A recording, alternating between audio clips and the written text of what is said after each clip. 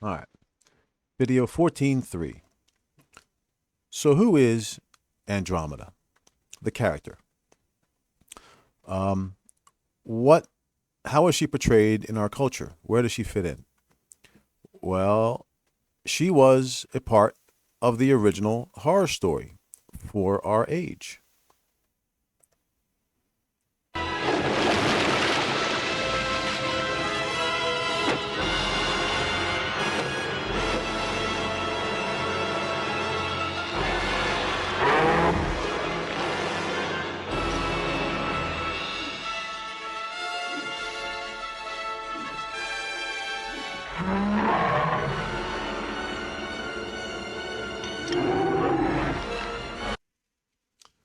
All right, I'll leave it there.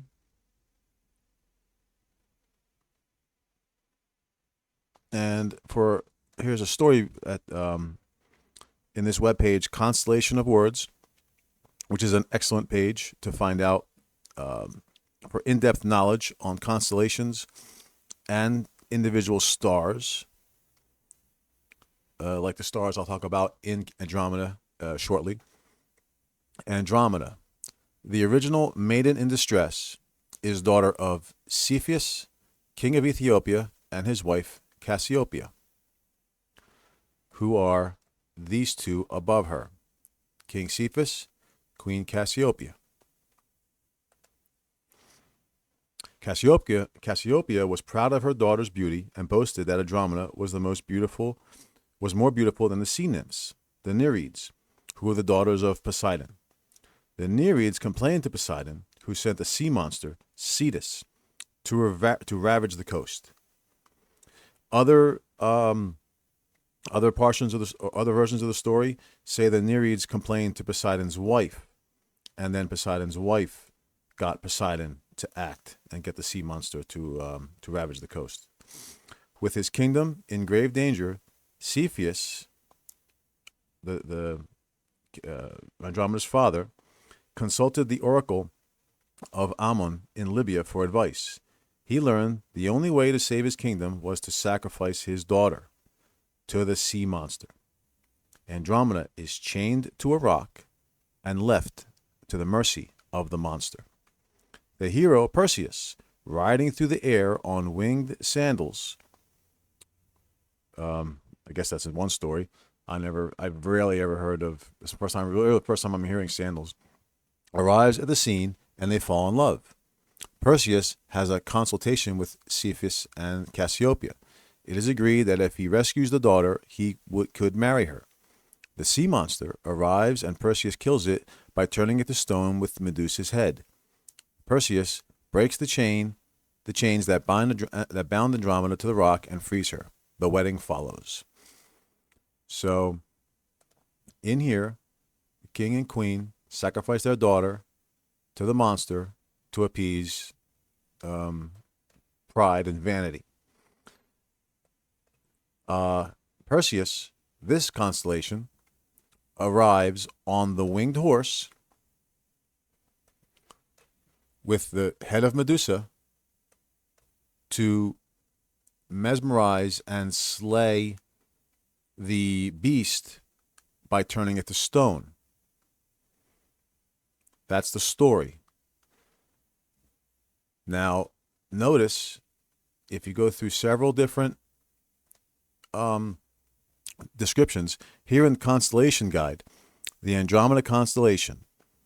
Okay, if you go down here, it'll say that the brightest stars in the constellation, Alpheratz, Merak, and Almach, form a chain between the great square of Pegasus and the constellation Perseus. This star, 1, 2, 3. These three stars form a chain between the rider and the horse he rides to save the woman in between. So they are surrounding her. Notice here they form a chain, and she has chains in the picture. Let's try a different sky culture. Here he goes. Another one. Chains. The 3 stars between Pegasus and Perseus with Medusa. And here's the picture of the sea monster in this version. Chain. Let's go back to modern. All right. Now, just as a side note, notice that Alpheratz right here is actually a shared star between Andromeda and the horse. It actually it translates here again into a constellation of words. Alpheratz constellation of words. Let me try to find it real quick.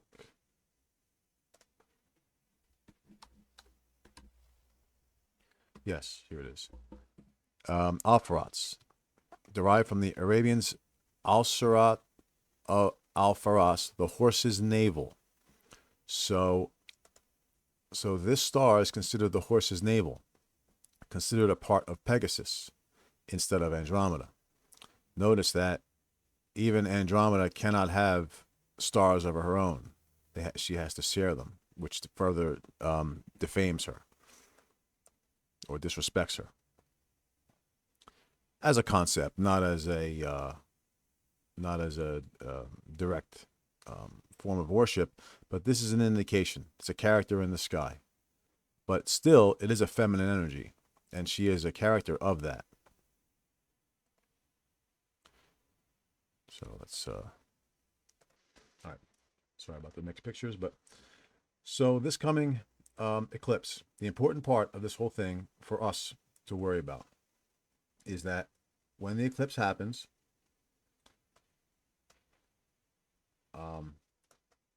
you will either choose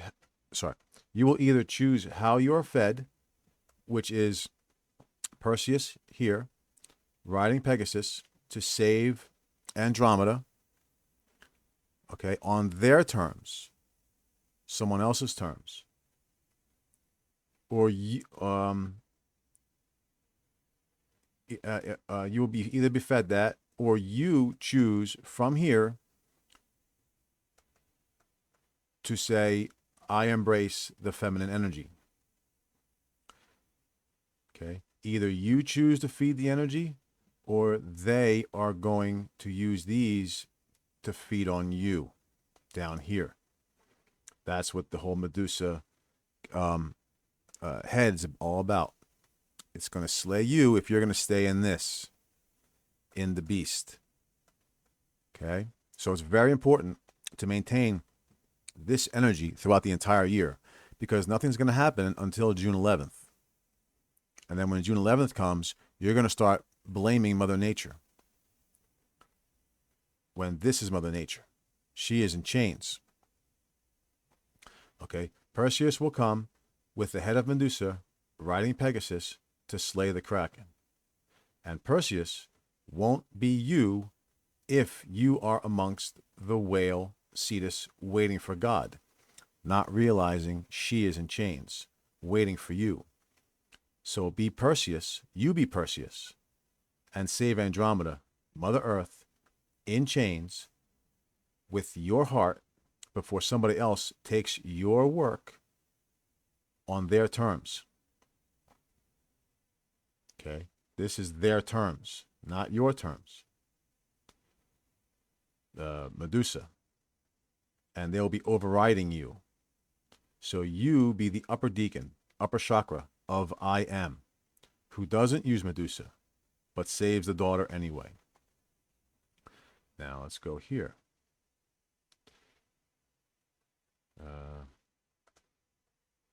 The important thing is that further down here, the root word of Andromeda is you get rid of all the vowels and all of the and any twin twin letters that are next to each other, and you come up with NDR. Now, in the English language, you have that use these words. You have nadir, drain, radon, drone, neater, redden. Okay, I mention these because up here, all of these words, android, androgynous, anthropo, for man in the Greek language, okay, all of these need context. But what needs less context is the root word. Take away all the vowels to get the root word. Okay, this is a heavy gas. It stays near the floor. Okay, all of these are all slow, all related to red or low, the lowest energy, lowest frequency, lowest vibration, lowest point on the plane of existence. Okay. Meanwhile, Andromeda is where Venus is exalted. That's why she is the princess and the daughter. And a direct anagram of daughter is the guard. Andromeda is the daughter, which means she is the guard. Venus is exalted at 27 degrees of Pisces in the nakshatra of Revati. So who is Revati? I will get to that possibly in the next video. But we'll see how this goes. It is opposite of Virgo, the earthbound nurturer. Revati is or Revagi, RVG, RVG, RVT. You know, they could be hiding it, but they are cognates of each other. Revati, Revaji is the spirit-bound nurturer, bound in chains, the spirit-bound nurturer. Whereas Virgo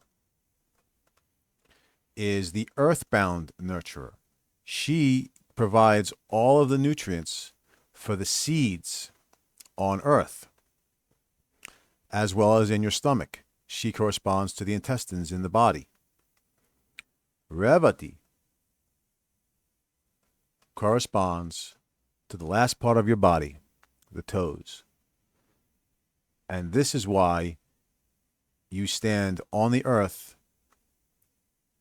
barefoot, because she is opposite the job of the Virgo. Now, about sidereal astrology. Check on time. All right, real quick. About sidereal astrology, there is an aspect of it called Shiva. Oh, why did I do that? Go back. Called Shiva Shakti. Shiva Shakti is Shiva looking for his consort, or Shakti looking for her consort. And in Vedic astrology, that is the first house and seventh house. Okay, try to find a different, so a clearer one. Okay, first house, seventh house. This is always not the Pisces part, this part right here. This is part of your body. This is Shiva and Shakti. I'm going to introduce that, close it off for now, and continue on the next video.